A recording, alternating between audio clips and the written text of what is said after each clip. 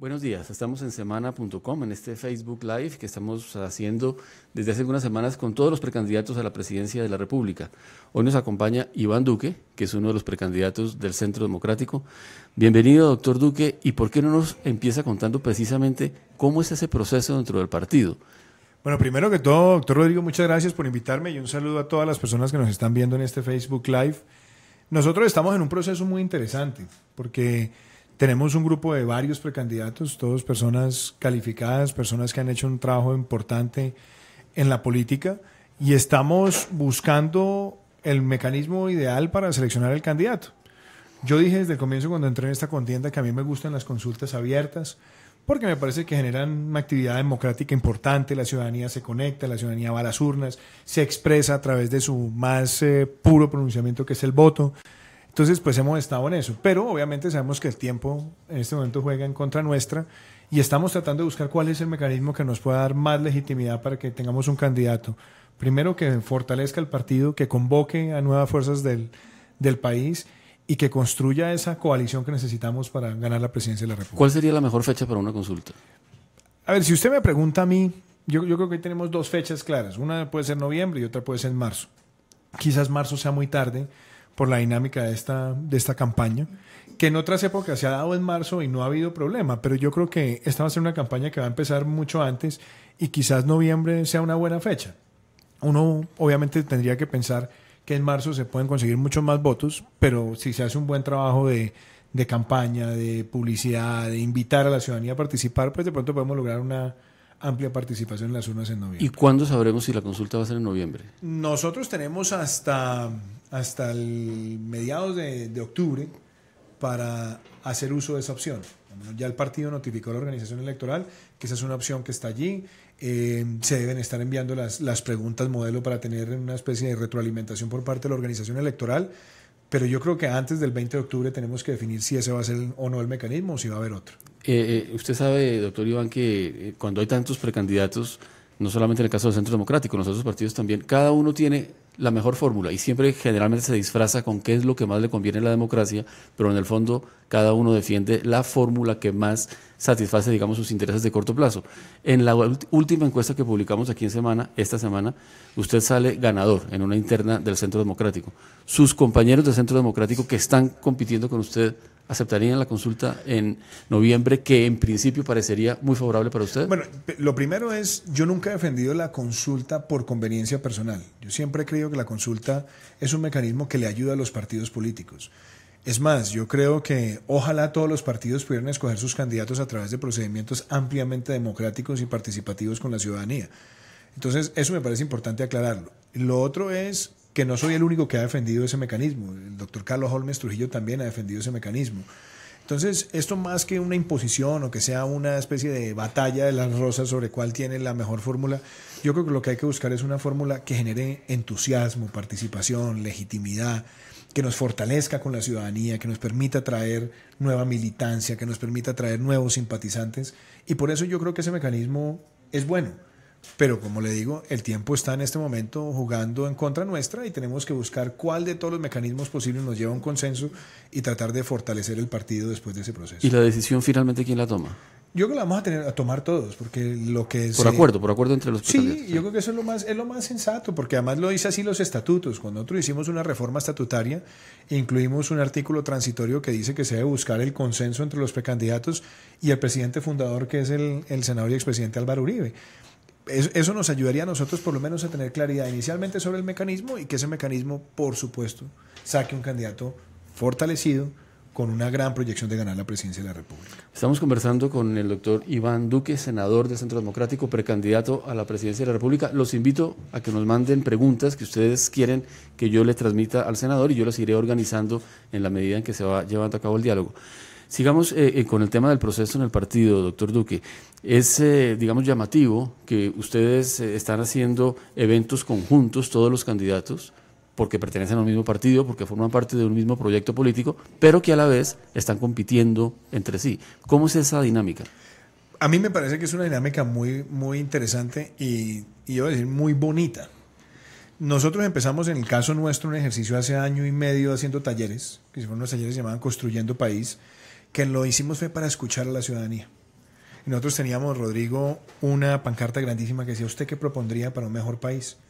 Entonces nosotros hacíamos unas presentaciones cortas, le entregamos a la ciudadanía una especie de papelito, un post-it y un esferito, y entonces le decíamos a las personas: vea, cuando termine las presentaciones, ustedes van a hablar, pero ustedes van a plantear un problema que vean en el país o en la comunidad, y obviamente planteenos soluciones.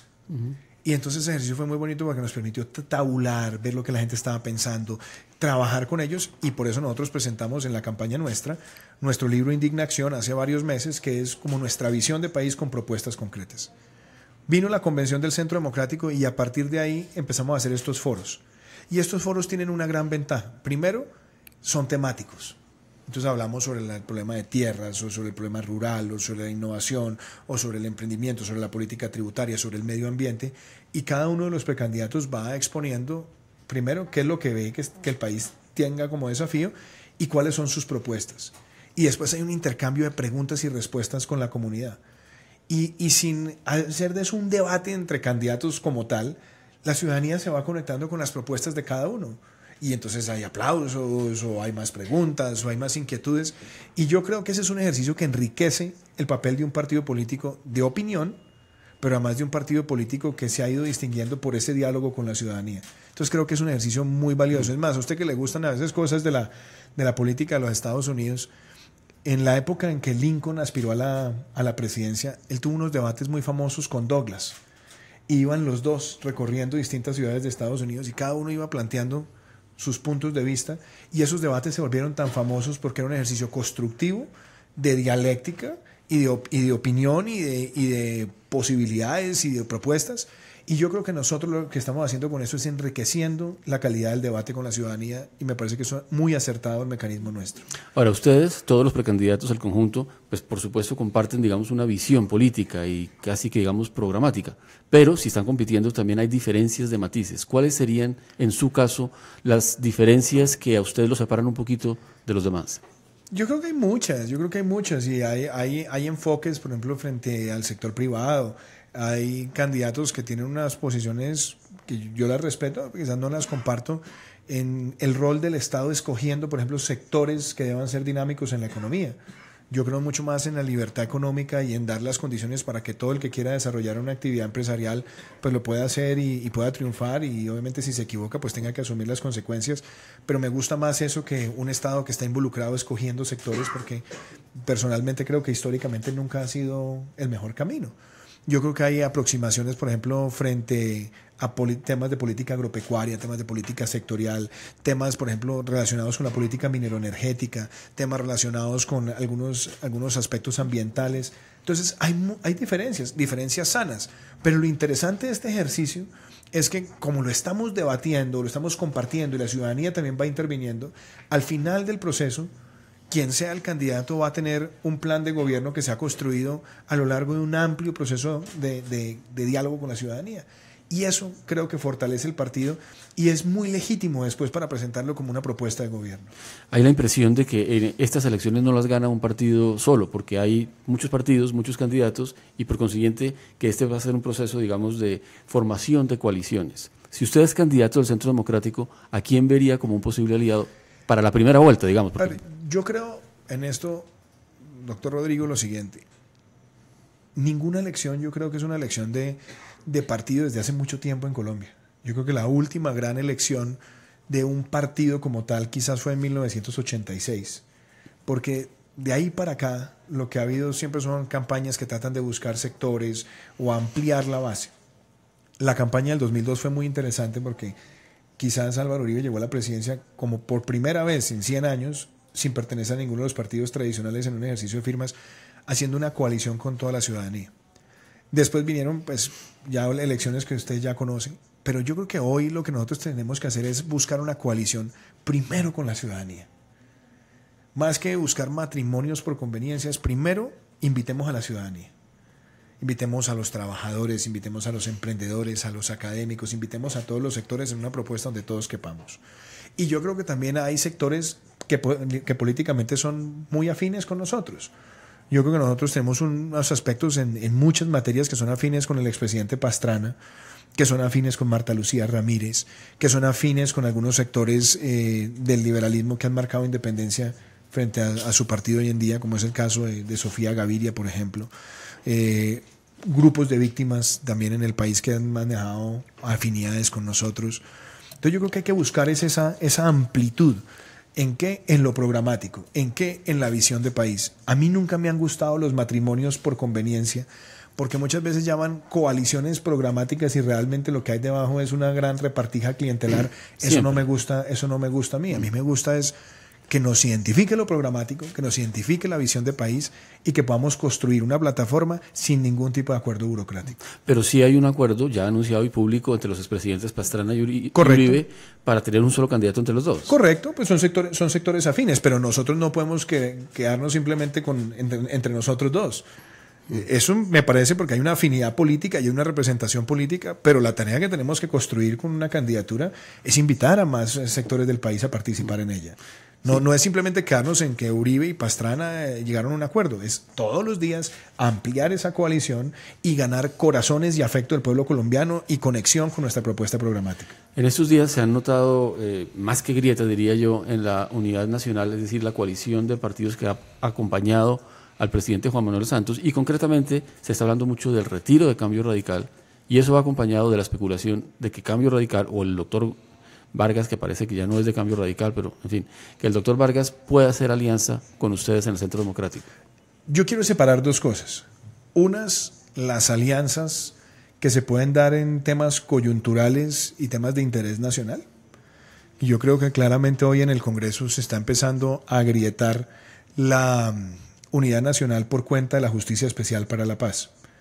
Y hay unos sectores que se están dando cuenta de lo espeluznante que puede ser institucionalmente muchas cosas que están contenidas allí y han dicho que no la van a votar.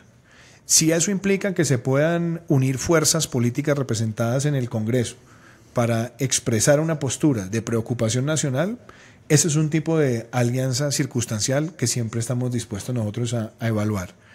Y en los otros temas a mí me parece que nosotros tenemos que también entender que cualquier alianza no es simplemente un matrimonio por conveniencia, que hay que ser muy claro en lo programático para no desorientar al país. Entonces, si usted tiene un partido que recurrentemente ha votado todos los desastres de política tributaria del gobierno Santos, pues yo creo que claramente no van a lograr convencer a la ciudadanía cuando se quieren presentar como los defensores del sector privado. Y eso tiene que generar también reflexiones del electorado y tiene que generar reflexiones en cualquier tipo de conversación política. Y lo mismo pasa también con el proceso de paz.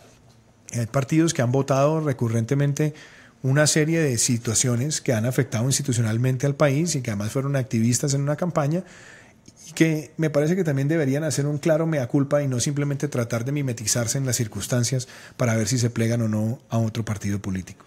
Entonces yo le diría, para resumirle, primero, estas que son alianzas circunstanciales, políticas, de índole parlamentaria, separémoslas. Y lo otro yo creo que es un ejercicio donde tenemos que ser coherentes y congruentes con lo que hemos defendido, porque si desorientamos a la ciudadanía, ahí cometemos un grave error. O sea que eso significa un no a mi pregunta, porque la bancada de Cambio Radical ha apoyado toda la política tributaria y casi toda la política de paz del gobierno. Lo que pasa es que yo creo que ahí es donde el país tiene que premiar la coherencia y la congruencia. Y esto no es un tema de enemistad, ni de rechazo, ni de decir, no, pero el país sí tiene que mirar cuál es la congruencia y sobre todo, en una eventual conversación de carácter político, el país lo primero que va a decir es, bueno, ¿será que los hechos sí responden al discurso? Porque yo puse el otro día un trino que fue muy controversial, que dije que ahora Robin nos quiere hacer creer que nunca trabajó con Batman. Y el país iba a ver eso. ¿Quiénes estuvieron allí? Y ahora, si ya no quieren estar, ¿qué es lo que le van a demostrar al país que va a ser distinto? Porque de lo contrario, todos terminaríamos afectados. El país necesita políticos que sean coherentes y congruentes con la forma en la que piensan. Y usted también creo que dijo que al doctor Germán Vargas le cabe una parte de una canción de Facundo Cabral que dice: no soy de aquí ni soy de allá. Pues lo dije en el plebiscito, lo dije el 3 de octubre del año pasado, porque me hicieron esa pregunta. Me dijo, ¿usted cómo vio la participación del doctor Germán Vargas en el plebiscito? Yo dije, primero su partido y él en su momento pues apoyó el plebiscito, votaron el acto legislativo 01 del 2016, que fue el que le dio cabida a una serie de atropellos, pero después mantuvo silencio y pretendieron por la vía del silencio pues ganarse una legitimidad. Y yo creo que la ciudadanía siempre es muy sabia, y la ciudadanía dijo, aquí no hay congruencia, y le pasó la cuenta de cobro, y como dije yo, le pasó lo de la canción de Facundo Cabral, ni soy de aquí ni soy de allá. Y en este momento también le toca tomar una decisión, estoy aquí o estoy allá, y cuáles van a ser las posturas reales en materia política para que el país entienda dónde está ubicado. Quiero pasar a temas más programáticos, que en el fondo es lo que más nos interesan en estas conversaciones, pero solamente una más de mecánica política que nos la envía Santiago Castro. Y dice, ¿qué relación tendría Álvaro Uribe en su presidencia? ¿Cómo distingue el ciudadano, si usted llega a ser presidente, cómo distingue el ciudadano que usted será quien impartirá las órdenes y no él? ¿Cómo convencerá, me imagino, al ciudadano? Vea, esa siempre ha sido una discusión muy interesante, porque a todos los uribistas nos hacen la pregunta. Primero, yo siempre he dicho, ni yo soy títere ni Uribe es titiritero. Pero Álvaro Uribe es una figura importante en la política colombiana que hay que escuchar. Si a mí me preguntan en qué me gustaría, por ejemplo, ver el papel de Álvaro Uribe en los próximos años, yo quiero ver a Álvaro Uribe liderando esa gran bancada del Centro Democrático en las elecciones parlamentarias del 2018, consolidando esas mayorías. Y por qué no ver a un Álvaro Uribe, por ejemplo, presidiendo el Senado en un primer año de gobierno y pudiendo sacar adelante una gran agenda de reforma de la mano con el presidente de la República, haciendo una gran coalición parlamentaria. Eso es una forma donde su liderazgo político y el liderazgo desde el Ejecutivo del presidente de la República pueden confluir en darle al país una gran agenda de reformas que Colombia se merece y que tenemos que hacer en el primer año. Entonces yo veo ese gran liderazgo, y obviamente pues es el líder de mi partido, y me parece importante tener en cuenta siempre su opinión. Pero el presidente de la República tiene que tener siempre la capacidad de estar convocando al país, de tomar decisiones y obviamente de apoyarse en sus fuerzas políticas, pero al mismo tiempo teniendo la capacidad de escuchar a otros sectores de la población. ¿Tiene alguna diferencia, así sea de matiz, con el expresidente Uribe?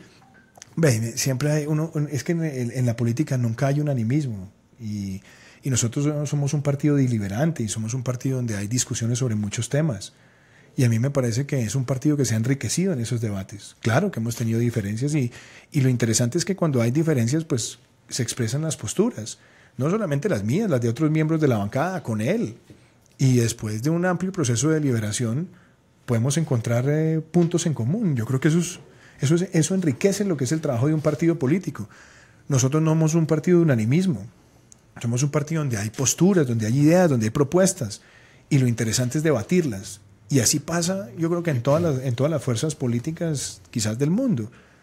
En el caso nuestro, tener un liderazgo fuerte y un liderazgo jamás construido de tantos años de actividad pública por parte del presidente hace que él sea un interlocutor que siempre argumenta y argumenta bien. Entonces, si uno le va a contraargumentar, uno tiene que tener argumentos poderosos, pero tanto él como todos los miembros de la bancada sabemos escuchar argumentos y sabemos construir a partir del disenso para buscar lo que yo llamaría puntos de encuentro. Algunos de esos matices, doctor Iván, los hemos visto sobre el tema de la paz. En el Congreso del partido, Fernando Londoño, presidente honorario, creo que es el cargo que él tenía. Director honorario. Director honorario. Habló de volver trizas el acuerdo, pero la verdad es que la mayoría de los precandidatos han tenido una posición matizada, que más que volver trizas los acuerdos, si por eso se entiende echarlos todo para atrás, plantear más bien hacer ajustes. Y el propio expresidente Uribe hizo una declaración en ese sentido. ¿Cuál es su posición frente a la paz? Es que así hicimos nosotros la campaña del plebiscito. Es que la campaña del plebiscito nosotros no la hicimos sobre la base de hacer trizas nada.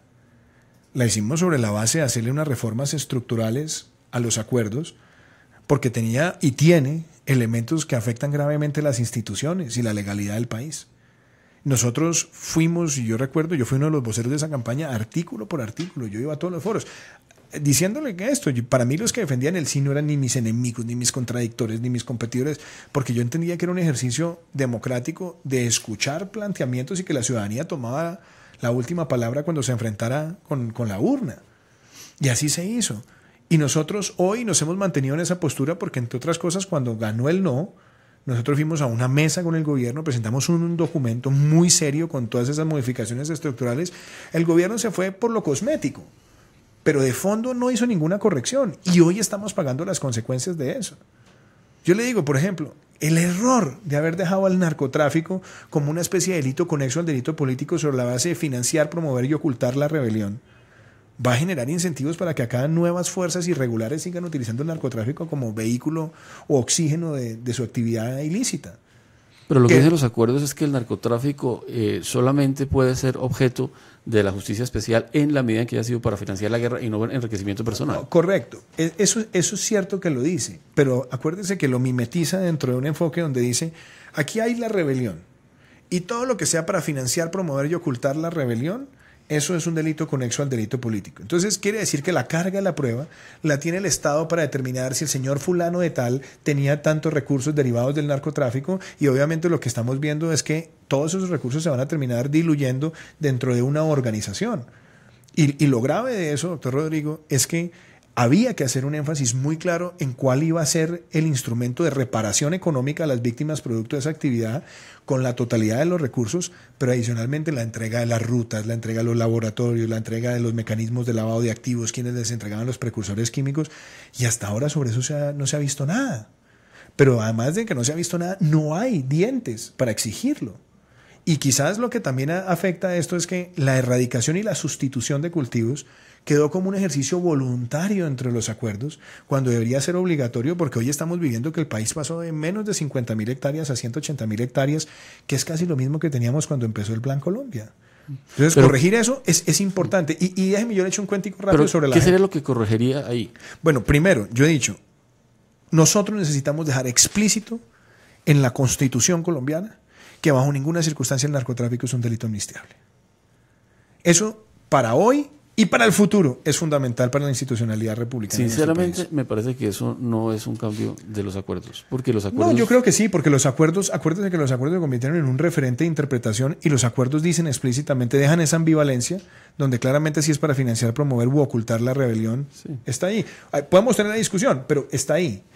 Otra, que a mí me parece inclusive todavía más grave, la sustitución y la erradicación tienen que ser obligatorias.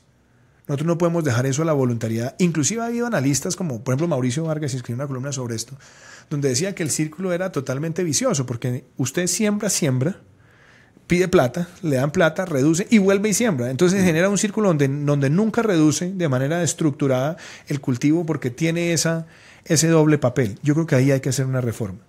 Y miremos aspectos de la JEP, por ejemplo.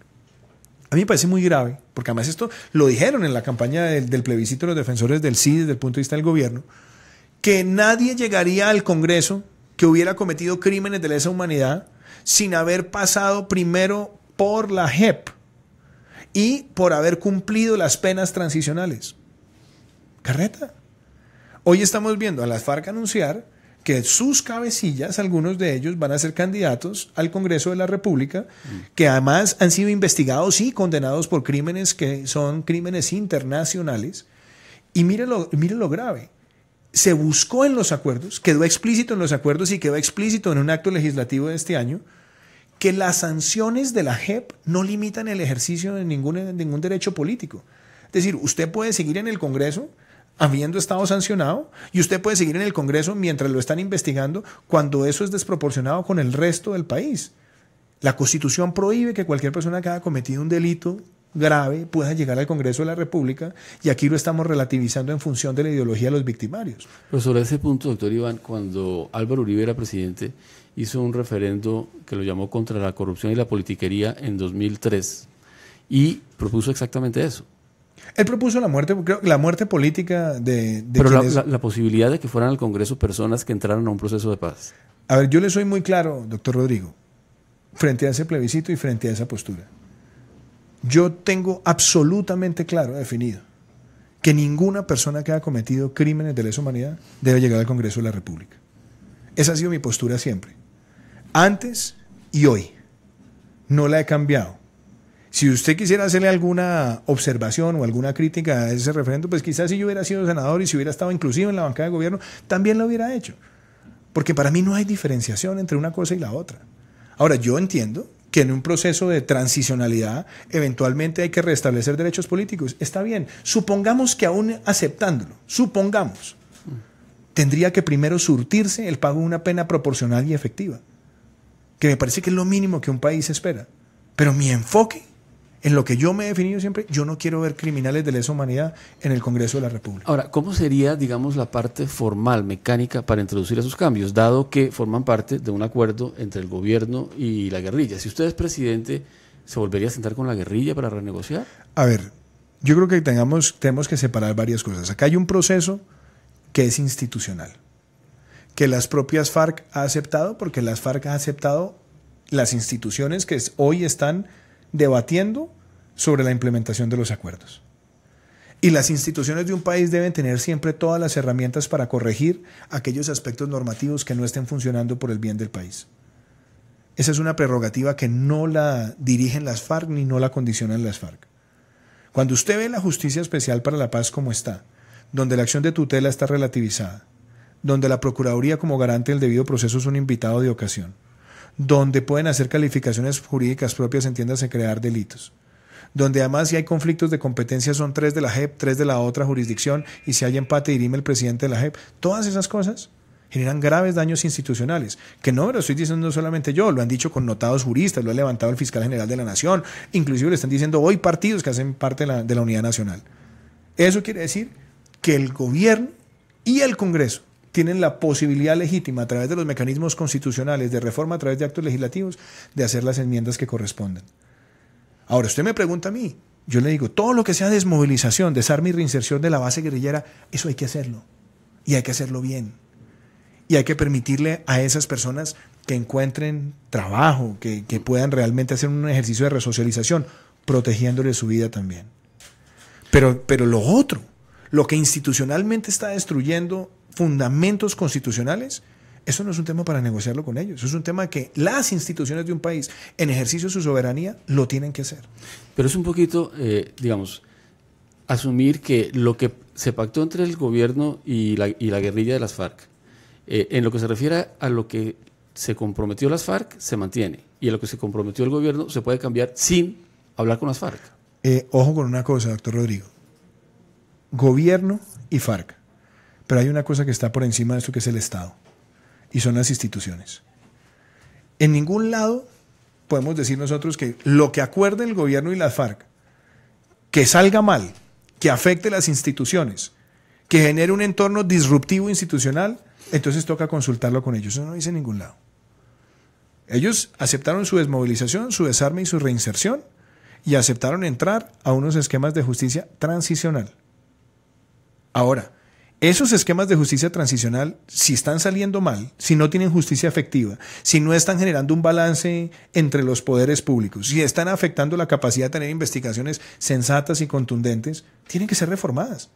Pero no por las FARC, por los que tienen la responsabilidad de proteger las instituciones colombianas, que son las Cortes, el Congreso y por supuesto el Ejecutivo. Y vuelvo y le digo, todo el principio de desmovilización, desarme y de reinserción, bienvenido para la base. Que inclusive se debió haber pensado desde el comienzo, porque esta conversación la tuvimos con Yesí Reyes muchas veces cuando estábamos con Carlos Holmes Trujillo y Oscar Iván Zuluaga un año antes de que se sometiera el plebiscito a consideración. El acuerdo de justicia lo discutimos. Y lo que yo nunca entendí es por qué no hicieron lo práctico.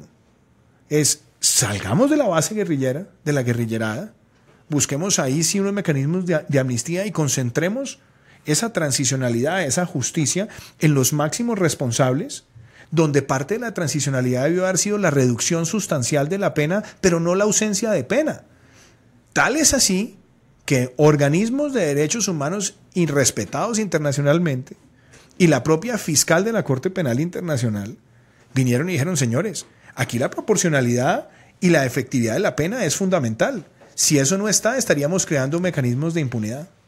Entonces yo creo, doctor Rodrigo, que aquí no se trata un tema de imponer nada ni con odio ni con mezquindad, no. Aquí lo que se trata es de proteger el orden institucional del país y las cosas que no funcionan, las cosas que están mal concebidas, las cosas que además están rompiendo equilibrios institucionales, el Congreso, el Ejecutivo y las Cortes tienen que reformarlas. Pero, por ejemplo, cuando usted llegue a la presidencia, si usted gana 7 de agosto, muy probablemente ya está reunida la Justicia Especial para la Paz, ya hay procesos en contra. ¿Cómo hace usted para parar con procesos que ya se están llevando a cabo y decir, no, un momentico, paremos el juego y ahora, en lugar de lo que se pactó y fue ya vamos a replantear las reglas del juego y va a haber penas más severas.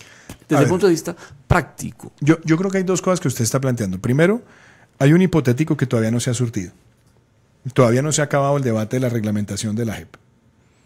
Y en el debate de la reglamentación de la JEP, el Congreso de la República tiene la posibilidad de hacer unas modificaciones muy importantes a eso. Por ejemplo, lo que tiene que ver con elegibilidad política de quienes están siendo sujetos de esa justicia. Si el Congreso de la República pretende ahora aprobar que cualquier persona que esté pasando por la JEP, aunque haya cometido crímenes de lesa humanidad, puede llegar al Congreso, me parece que es un error garrafal y eso hay que reformarlo. Porque si no lo reformamos nosotros, nos lo van a reformar por la vía de la presión internacional, empezando por la misma Corte Penal Internacional, que ya ha prendido luces de alerta sobre eso. Entonces yo creo que hay una estancia previa que en este momento la estamos debatiendo. Y hay que dar esa batalla desde el punto de vista institucional en democracia. Nosotros y todas las fuerzas que se quieran sumar a ese principio. Segundo, lo que tiene que ver, por ejemplo, con la proporcionalidad de la pena. Nosotros nunca tuvimos posturas intransigentes. Nosotros siempre dijimos, hombre, está bien, el tiempo que permanezcan en las zonas de concentración permite lo que se utilice para descontar penas. Inclusive pensemos en mecanismos de no cárceles tradicionales y el propio presidente Uribe planteó las colonias agrícolas y otra serie de herramientas como esas. ¿Para qué? Para ir acercando el país hacia unas posturas donde no sacrificáramos el principio de legalidad, de proporcionalidad y de efectividad cuando bajamos las penas frente a estos señores. Pero yo creo que en lo práctico un presidente tiene que llegar y tiene que hacer una revisión exhaustiva de todo aquello que esté generando una amenaza al Estado de Derecho y los mecanismos de presentación de reforma los tiene la Constitución definidos. Si usted me pregunta cuál es el que yo más creo, yo creo más en los actos legislativos a través del Congreso, porque ahí es donde tenemos que buscar una amplia representación de corregir para el futuro de Colombia, no por la circunstancia, para el futuro de Colombia, que esos errores no se repitan. Y ahí es donde tenemos que hacer la reforma. De alguna manera ha contestado usted ya esta pregunta, pero quizás el hecho de que nos la haya mandado Nora Amira Hernández le permite redondearla. Un saludo para Nora. ¿Qué propone para que la paz sea duradera? Vea, doctor Rodrigo, yo creo que la paz, y esta es una respuesta para Nora, la paz se tiene que construir sobre el principio de legalidad. Yo muchas veces esta reflexión desde el punto de vista generacional mío. Yo desde que soy niño estoy siempre escuchando que esta es la última vez. Entonces esta es la última vez con el M, esta es la última vez con el EPL, esta es la última vez con el PRT, esta es la última vez con todos. Entonces siempre terminamos relativizando la justicia porque como esta es la última vez, esto no va a volver a suceder. E inclusive yo recuerdo en los años 90 que hasta con la mafia se tuvieron políticas de muchísima, como dijera yo, muchísima tolerancia y muchísima ambivalencia. Por ejemplo, los decretos 2047 y 3030 de sometimiento a la justicia, con los que una parte importante del cartel de Medellín se sometió, entre comillas, a la justicia, ellos imponían todas sus condiciones y siempre dijimos, bueno, pero es que como son tan malos y son tan fuertes y todo, entonces tratemos de salir del problema y permitamos estas flexibilidades.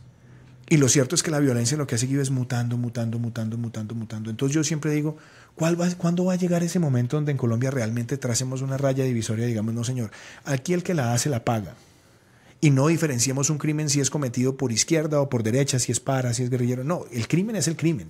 Y la conducta es lo que se tiene que castigar. Entonces yo creo que la construcción de la paz en Colombia empieza porque nosotros tengamos realmente un principio de legalidad en la sociedad. Y es un principio de legalidad que lo tenemos que ejercer. Porque para mí, por eso es tan importante en mi visión de país y en el plan de gobierno nuestro, el concepto de legalidad. Que nosotros realmente el que la haga la pague. Porque la ilegalidad está en todo. Entonces la construcción de la paz para mí es el triunfo de la legalidad sobre el crimen organizado y donde el imperio de la ley sea lo que disuada a los criminales de sentirse a sus anchas en las calles de Colombia. Y ya que menciona usted, Iván, el crimen organizado, Jorge Cortés le pregunta, si usted fuera elegido presidente, ¿cuál sería su enfoque en la lucha contra el narcotráfico? Jorge, yo creo lo siguiente. Yo creo que hay que buscar una combinación de herramientas. Primero, yo creo que nosotros tenemos que fortalecer la prevención del consumo. Colombia no solamente es un país que exporta drogas, sino que es un consumidor de drogas y ha ido creciendo el consumo en el país. Entonces me parece muy importante que nosotros tengamos un enfoque desde la familia y desde el sistema educativo para prevenir el consumo. Segundo, a mí me parece muy importante que nosotros entendamos que los cultivos ilícitos son una gran amenaza, no solamente por su efecto en el narcotráfico, sino también por su devastador efecto ambiental. Ha sido una de las principales causas de deforestación de nuestra selva tropical húmeda, y yo creo que nosotros tenemos que buscar enfrentar esos cultivos con erradicación, sustitución y desarrollo alternativo. La combinación de las tres. Yo creo que nosotros también tenemos que liderar una gran campaña internacional en la política antidrogas con los países que venden precursores químicos.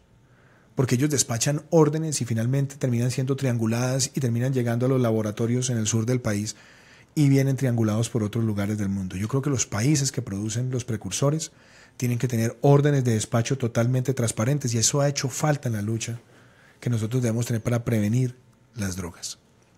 Yo creo que nosotros debemos hacer un trabajo también en materia de luchar con los jíbaros en las calles. Yo creo que la falta de reglamentación del Acto Legislativo 02 del 2009 sobre el tema de la dosis mínima se ha prestado para que los jíbaros estén en las calles siempre ocultando pacas debajo de las bancas de los parques y andando de dosis mínima en dosis mínima llevando el veneno. Yo creo que nosotros tenemos que buscar mecanismos sancionatorios y mecanismos de prohibición, pero tenerlos a través de mecanismos administrativos, y a los jíbaros sí perseguirlos y llevarlos a las cárceles. Tener mucha mayor capacidad de extinción de dominio. Tenemos muy pocos jueces de extinción de dominio, se necesitan más, y ser mucho más efectivos cuando vamos a enfrentar a los carteles. Y obviamente tener una gran capacidad de lo que yo llamaría interdicción. Vial, obviamente por vías marítimas y fluviales, y obviamente interdicción aérea. ¿Está de acuerdo con la interdicción aérea? Yo creo que sí, yo creo que la interdicción aérea ha funcionado. Ahora también el narcotráfico se ha sofisticado mucho, y el narcotráfico por lo menos ha empezado a utilizar rutas de lanchas rápidas en las costas de Colombia. Entonces hay que tener interdicción marítima, interdicción aérea, y obviamente tener una mejor capacidad de inteligencia en algunas vías del país. Frente a los Estados Unidos en ese tema, ¿qué plantearía? Yo siempre he creído que hay una relación de corresponsabilidad en el mundo en general entre países consumidores y países productores. Yo muchas veces he hablado, por ejemplo, de las estadísticas y las cifras, porque en el mundo debemos tener alrededor de 148 kilómetros cuadrados de superficie, y el área sembrada de coca no llega a 3.000 kilómetros cuadrados. Entonces quiere decir que la producción está altamente concentrada, está concentrada en pocos países. Entonces ahí tenemos que hacer un ejercicio, pero también tenemos que ver a los países consumidores haciendo un ejercicio aún mayor para disuadir el consumo. En el caso de los Estados Unidos hemos visto que por muchas circunstancias de mercado los consumos de drogas han ido variando. De un país que tenía un consumo muy alto de cocaína, hoy es un país que está consumiendo muchas más metanfetaminas, y muchas de esas metanfetaminas se están produciendo en México. Entonces yo creo que Estados Unidos también tiene que asumir una parte de su responsabilidad en el consumo, pero también creo que Estados Unidos tiene que ayudar a liderar, por ejemplo, esa gran campaña internacional frente a los precursores químicos. No es para que los precursores, porque los precursores se utilizan para muchas cosas, sí, pero que las órdenes de despacho, la transparencia, los inventarios y todo eso se pueda contener. Y también va ligado con otro tema que creo yo que Estados Unidos debe asumir un mayor liderazgo, y es frente al tema de armas, del tráfico de armas. Porque ese tráfico de armas está también ligado a toda esa economía ilícita, y yo creo que Estados Unidos y otros países del mundo tienen que asumir también un gran liderazgo para que esa conexión de drogas, armamento, crimen organizado la podamos enfrentar estructuralmente. Yo creo que hay un debate que se ha dado siempre con respecto, por ejemplo, al tema de la legalización. Yo no estoy de acuerdo con la legalización, lo debo decir. Yo sé que hay mucha gente que no le gusta, pero mi debate... ¿Con ninguna legalización? No, la verdad... ¿Marihuana para fines medicinales? No, a ver, yo creo que hay cosas como estas, doctor Rodrigo, que usted pueda utilizar algunos elementos cannabiáceos para producción de drogas, por ejemplo, para enfrentar glaucoma o para enfrentar problemas de tensión y demás. Pues el mundo ya los ha visto. De hecho, la legislación colombiana, no solamente la reciente, estoy hablando de tiempo atrás, siempre ha reconocido los usos medicinales, pero hay que tener mucho cuidado con una cosa. Cuando un país decide abrir ese mercado y empezar a hacer esas concesiones y demás, también se empiezan a abrir unas brechas que pueden terminar generando un mercado paralelo, que termina teniendo una fachada de licitud y después un mercado de ilicitud. Esas cosas hay que controlarlas supremamente bien. Pero la aproximación mía es que podamos desarrollar a través de la salud pública, a través de la persuasión, a través de la capacidad disuasiva de la fuerza pública, a través de las capacidades de desarticulación, una sociedad que reduzca su consumo y un mundo que tenga mucha más corresponsabilidad, no solamente dejando el gran esfuerzo en los países productores, sino que ellos también lo asuman con sus consumidores.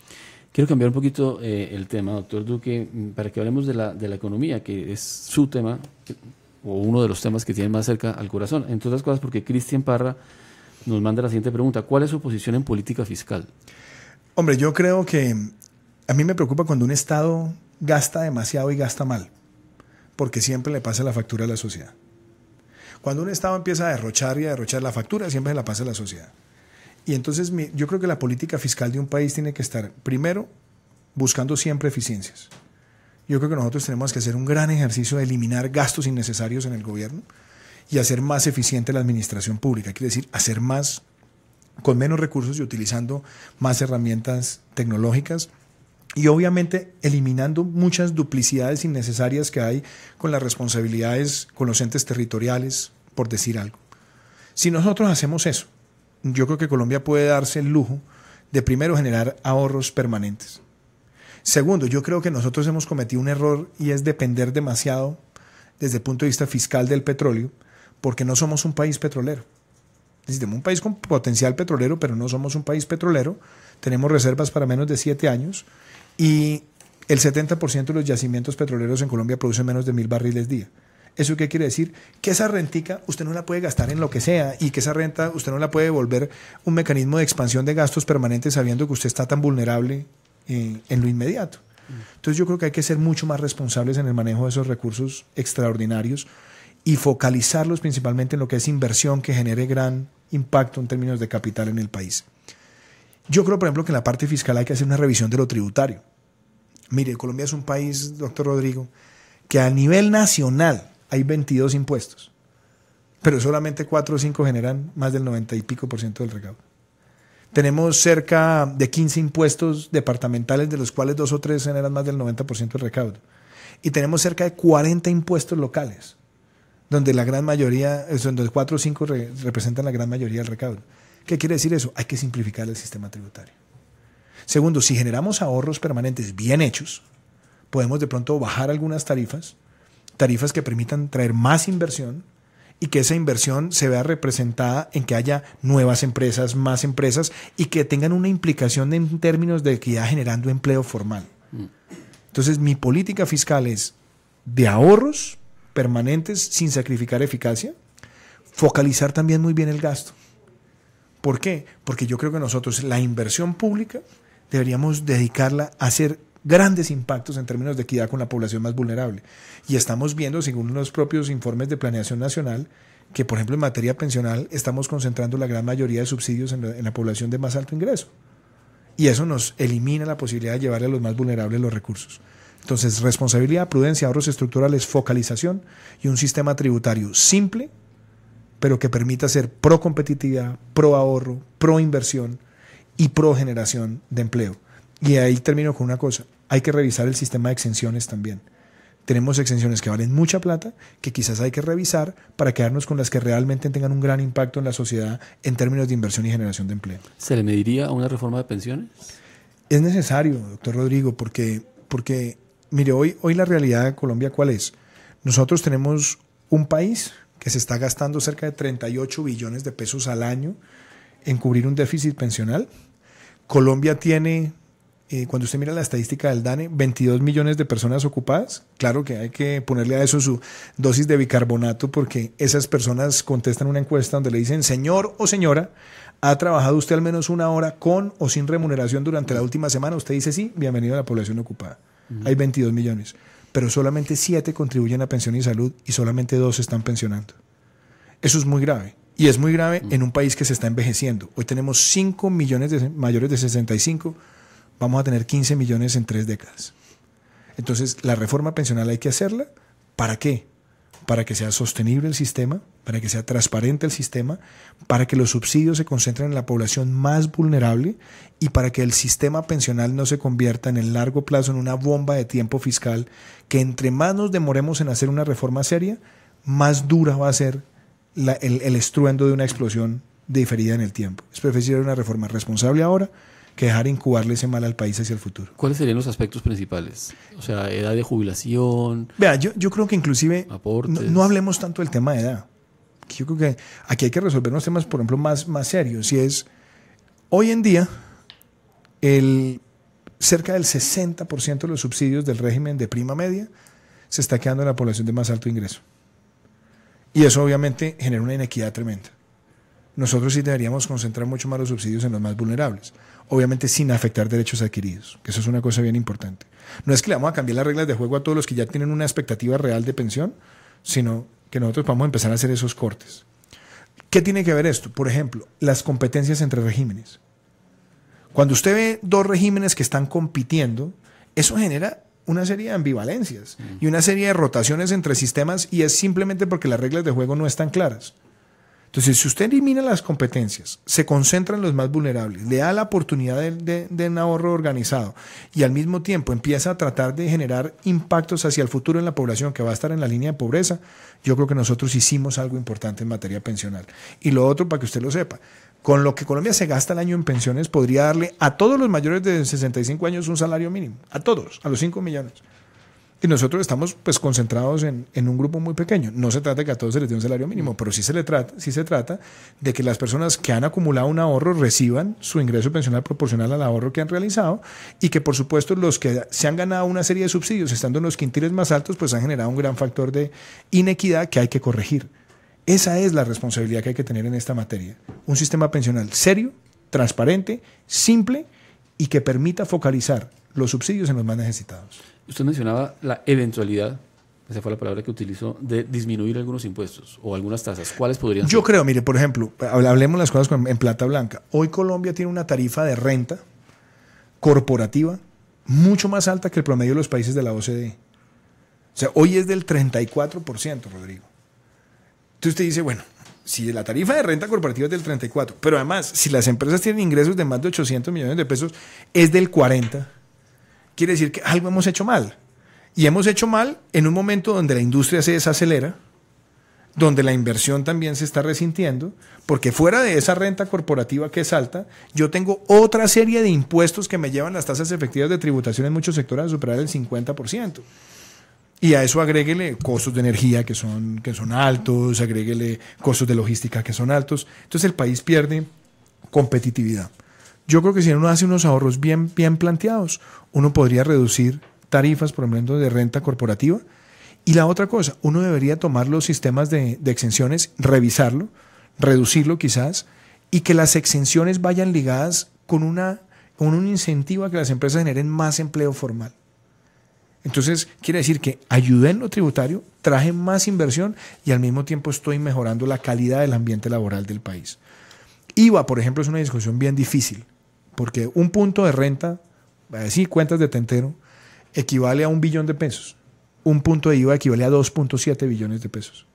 Entonces nosotros subimos el impuesto de IVA al 19%, quedamos en la parte alta de la tarifa, y este es un país que tiene mucho contrabando. Entonces, un IVA muy alto, con una gran evasión, porque es una evasión de más del 30%, se convierte en un incentivo para el contrabando terrible. ¿Qué se puede hacer allí? Yo creo que nosotros deberíamos pensar, por ejemplo, en mecanismos donde el IVA pueda tener una serie de depuraciones y donde nosotros podamos de pronto mirar algunos aspectos de la base tributaria y para la población más vulnerable buscar mecanismos efectivos de devolución. Eso ayuda a tener un sistema mucho más transparente. Pero depuración significa ampliar el IVA a productos que hoy en día no pagan con una tarifa mucho más bajita de 19%. Es que yo creo que nosotros tenemos que revisar muy bien cómo está la tarifa y cuáles son todos los productos. Porque eso es parte de un ejercicio responsable. De hecho, hay muchos países que han sido muy exitosos en eso. Han bajado la tarifa, han ampliado base y han buscado mecanismos de devolución para la población más vulnerable para contener la regresividad del impuesto.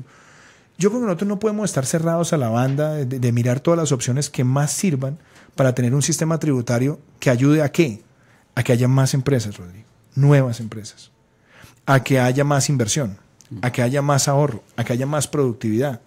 Por ejemplo, yo creo que a Colombia le ha hecho mucho daño una renta presuntiva tan alta, una renta presuntiva del 3.5%, cuando esa figura está desapareciendo en muchos sistemas tributarios del mundo. Entonces, mi mensaje ahí es, busquemos una combinación donde nosotros entendamos que todas estas reducciones son posibles sí y solo sí, eliminamos gastos innecesarios, hacemos más eficiente el Estado. Inclusive le voy a decir esto, Claudia Jiménez hizo una reforma a la administración pública entre el año 2003 y el 2009 que generó ahorro de 5 puntos del PIB. Nosotros tenemos que buscar una reforma a la administración pública ganando eficacia donde nos pongamos como meta tratar de ahorrar entre 2 y 3 puntos del PIB en los próximos años. Porque esos ahorros estructurales nos permite bajar esto. Porque es cierto lo que usted menciona la tarifa, digamos, del impuesto de renta en comparación a los países de la OCDE, pero en términos generales el porcentaje de impuestos que paga Colombia sobre el PIB es más bajito que el promedio, no solo de la OCDE, incluso de países latinoamericanos más o menos semejantes a Colombia. Mire, esa es una gran pregunta porque yo he tenido esta discusión muchas veces con notados economistas acá en el país. Y en efecto es verdad, digamos, cuando usted mira el recaudo, sobre todo de impuestos nacionales, sí, como porcentaje del PIB, uno de los últimos reportes de Andy hablaba entre 19 y 20%. Hay algunos que dicen que es 18%. Utilicemos la base de la Andy, 19-20%. ¿Está por debajo de otros países? Sí, lo acepto. Pero entonces reconozcamos también una cosa. ¿Qué pasa, por ejemplo, con el impuesto de renta? El 67% del recaudo de impuesto de renta en Colombia lo generan menos de 3.000 contribuyentes. Y estamos teniendo 2 millones de declarantes. El 15% lo aportan las personas naturales. Entonces muchos de estos economistas dicen, no, pero es que aquí las personas naturales tienen un umbral muy alto para declarar. Entonces yo les he dicho a ellos, entonces lo que usted me dice es, bajémosle de 100 millones el umbral y pongámoslo en 50. Y entonces esas familias de esa clase media emergente que pagan, ¿qué reciben del Estado a cambio de lo que están pagando en términos comparativos con los países con los que ellos se comparan? Porque usted tiene países en Europa con tasas de tributación de personas naturales altas, pero usted tiene la educación gratis, tiene la salud gratis, tiene una serie de beneficios. Aquí no. Aquí esa familia de clase media, si usted le va a bajar el umbral, la afecta en su capacidad de consumo, afecta la demanda agregada nacional. Y además, esos son recursos que ellos están invirtiendo ¿en qué? En una casa, en la educación de sus hijos, etcétera, etcétera. Entonces hay que tener mucho cuidado con tratar de hacer comparaciones con los países de la OECD, con los sistemas tributarios. Yo estoy de acuerdo con que aquí son muy pocos los que pagan renta, está claro. Pero ¿cómo hacemos para que más paguen renta? Pues necesitamos ampliar la base de contribuyentes. ¿Y esa base de contribuyentes qué es? Que haya más empresas. Si usted está generando más empresas, más inversión, usted en efecto puede reducir la tarifa y puede generar inclusive un mayor recaudo porque le está facilitando a las empresas progresar. Pero si yo le digo a las empresas, usted está acá, usted es mi principal fuente de ingresos, pero adicionalmente cada vez que yo necesite más plata le voy a seguir apretando el cuello hasta que lo asfixio, pues claramente nos vamos a terminar destruyendo la base de quienes tienen que generar los ingresos. Entonces yo creo que esa discusión no la podemos tomar con absolutismo. Tenemos que tomarla entendiendo cada una de las dimensiones y entendiendo que este país, si quiere generar empleos formales y hacer una gran transformación social en términos de equidad, necesita más empresas, nuevas empresas, más expansión empresarial, y el sistema tributario que tiene Colombia conspira contra ese fundamento en adición a los demás costos que tiene hacer negocios en Colombia. Santiago Castro le pregunta, doctor Duque, ¿qué mecanismo utilizaría para reformar la justicia? Asamblea Nacional Constituyente, reforma a la Constitución en el Congreso, referendo. Mire, es una pregunta bien interesante porque yo siempre me he sentado a pensar, bueno, ¿cuál es el problema de la justicia? Inclusive con los que dicen, bueno, vamos a hacer la constituyente o vamos a hacer el acto legislativo. Yo siempre he dicho, venga, ¿por qué nosotros no les pedimos a ellos que nos digan cuáles son los 5 o 6 artículos que habría que meter en la Constitución para que tuviéramos una justicia ejemplar? Que me parecería interesante empezar por ahí la discusión. Nosotros estamos discutiendo si es por aquí o si es por acá el mecanismo, ¿no? Pero díganos cuál es la agenda, qué es lo que hay que poner en la Constitución. Yo me atrevo a decir lo siguiente. Yo creo que la reforma a la justicia en Colombia tiene una parte en la administración de justicia y otra en la administración judicial. Ahí es donde está el corazón de la reforma. Si usted me pregunta a mí, ¿qué veo yo? Colombia tiene 88 magistrados de altas cortes, sin contar con lo que tenga la JEP. Esos son muchos magistrados con sueldos muy altos, con magistrados auxiliares, con de todo. Segundo, esos magistrados participan en decisiones de carácter político electoral para organismos de control donde les abre usted una compuerta a la tentación clientelar, algo que no debería existir en la rama. Pero hablemos de otros temas de fondo. La rama judicial en Colombia necesita una política de reclutamiento de talento. No hay un mejor sistema judicial que la calidad de sus jueces. Entonces nosotros deberíamos empezar talento, porque además los sueldos de ingreso en la rama para quien entra a la administración no son malos, comparativamente. Entonces usted debería esa política fortalecerla. Fortalezca las primeras y las segundas instancias. Deje las altas cortes simplemente como un tema de unificación jurisprudencial. De pronto piense en una corte única, mucho más depurada, con unos magistrados muy reconocidos en el país, porque viene la otra. ¿Sabe? Un juez en un municipio administrando y va a buscar el precedente jurisprudencial y entra a la base de datos de la Corte Suprema, ¿sabe cuántas jurisprudencias se encuentra? 300.000. Y entra al del Consejo Superior de la Judicatura y se encuentra más de 100.000, entre otras cosas porque además consolidaron el antiguo Tribunal Disciplinario. El Consejo de Estado otro tanto, la Corte Constitucional más de 20.000.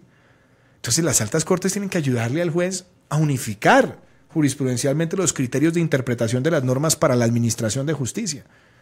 Y claro, a nivel de las altas cortes no puede haber rotación, no puede haber participación electoral. Usted debe tener unos mecanismos muy eficaces de sanción cuando hay malas conductas. Yo inclusive voy a aprovechar esto para decir algo atrevido. ¿Para qué nosotros necesitamos un tribunal de aforados? Que no debería haber aforados. ¿A usted quiere dejar fuera? Listo, déjelo como lo tienen muchos regímenes presidencialistas, únicamente para quien ha ejercido la presidencia de la República. Y eso. Pero el sistema judicial tiene que ser para todos, con los mismos fundamentos y los mismos principios y los mismos mecanismos de protección de las segundas instancias y las garantías procesales. Eso me parece a mí que es una mejor señal que siempre nosotros estar creando cómo le hacemos para los aforados de determinada justicia. Entonces yo creo que ahí le doy algunas puntadas de lo que yo haría, cómo lo haría. Yo creo que es mucho más manejable y mucho más, como le dijera yo, aplicable un proceso a través de actos legislativos en el Congreso. Pero obviamente eso requiere un sacrificio muy grande, o más que un sacrificio necesita que las Cortes también faciliten el proceso. Porque lo que ha pasado es que muchas reformas se hacen y ya cuando pasan al control, las propias Cortes dicen, no, esto no me sirve, y empiezan a escoger lo que les gusta y lo que no les gusta en función de sus propios intereses. Entonces, si es así, el mecanismo de acto legislativo no funciona. Pero si es a través de una constituyente, entonces usted hace una gran convocatoria, invita al país a deliberar durante una serie de meses, y entonces es para meterle 4 o 5 o 6 o no sé cuántos artículos, y me parecería útil que nosotros digamos cuáles son esos artículos antes de determinar cuál es el mecanismo. Pero mi mensaje es, en cualquiera de los casos se requiere también la participación de la rama. La rama en este momento tiene que hacer un mea culpa de lo que no está funcionando, y la rama también debería asumir una responsabilidad de participar activamente en una reforma que nos dé una mejor justicia. Pregunta Andrés si usted bajaría el salario de los congresistas. Sí, yo lo bajaría, y creo que además quizás la forma más eficaz para hacerlo es congelar el salario de los congresistas por 10 años. Pero además yo empezaría por esto. Reflexiones que yo hago. Colombia tiene 166 representantes a la Cámara, tiene 102 senadores. Yo creo que el Congreso debería tener un tamaño más reducido. Yo creo que debería ser más reducido. Lo otro, a mí me preocupa una cosa. Usted, aquí en semana, usted va a contratar a alguien para trabajar con usted ahí en la sección política, y usted presenta un perfil, ¿no?, para que la gente concurse. Y usted pone requisitos. Haberse graduado de la universidad, haber trabajado no sé cuánto tiempo en un lado, haber hecho una cosa o la otra.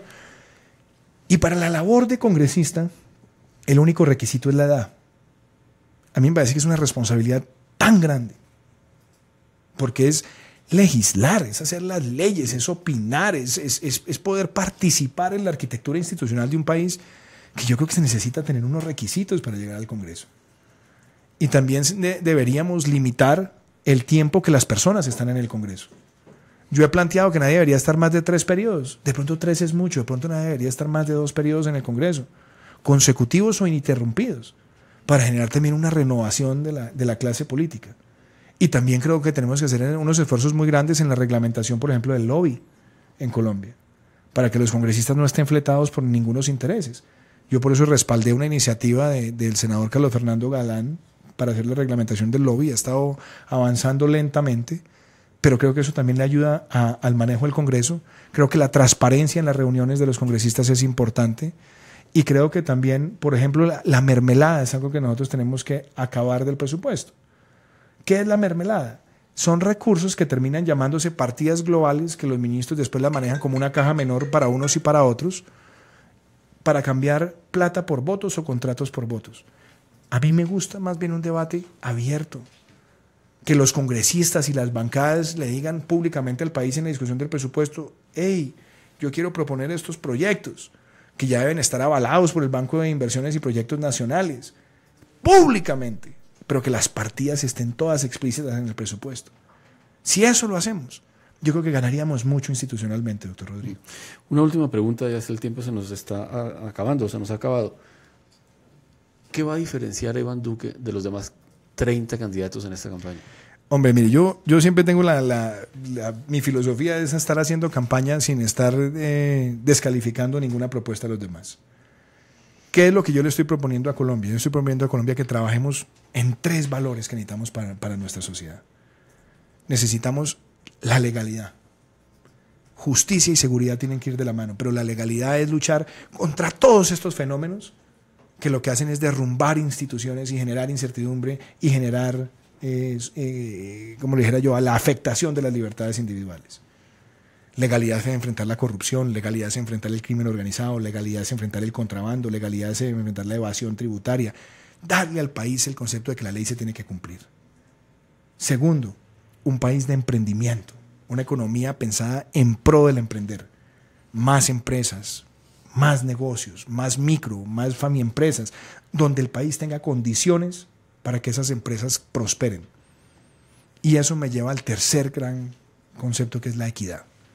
Si yo le doy al país legalidad, cumplimiento de la ley, le permito a los negocios tener un sistema tributario amplio, que sea sencillo, pero que al mismo tiempo sea efectivo en el recaudo, que le reduzcamos tantos trámites a los que hacen los negocios, que nosotros tengamos una reducción sustancial de toda esa hiperregulación que tiene Colombia, nosotros vamos a empezar a construir el tercer pilar, que es la equidad, que empieza con la generación de empleos formales y el fortalecimiento de la inversión pública en educación, en salud y en cultura.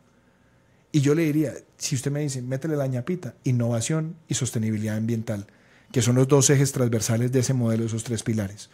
Innovación en todos los sectores, pero muy importante el tema ambiental.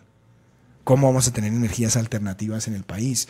¿Cómo vamos a tener una reducción de la huella individual de carbono? ¿Cómo vamos a tener reciclaje, reutilización? Ese tipo de conductas en la sociedad, para que valoremos lo que es la forestación, la reforestación, para que preservemos la biodiversidad, para que protejamos las cuencas hidrográficas. Esos 5 elementos es lo que para mí es la Colombia que quiero construir. Y por eso presentamos una propuesta de gobierno detallada, con propuestas en cada uno de estos temas, y lo que yo espero es que la ciudadanía la siga construyendo con nosotros. Un presidente no es un sabiondo, un presidente lo que tiene que hacer es escuchar y construir con la comunidad. Y yo quiero ser ese gobernante de esa nueva generación que trabaja por una Colombia distinta. Pues muchas gracias, doctor Duque. Muchas gracias, doctor Rodrigo. Es una larga campaña y tendremos oportunidad de volverlo a tener aquí para profundizar algunos de esos temas, para tratar otros que se nos quedaron entre Muchas gracias, y muchas gracias a todos los que nos acompañaron aquí en el... Preguntas que no alcanzamos a hacer, pero habrá otras oportunidades. Muchas gracias. A ustedes también. Aquí hay un equipo maravilloso de producción que ustedes no los ven en la cámara, pero también les tenemos que dar las gracias, doctor Rodrigo. Un placer.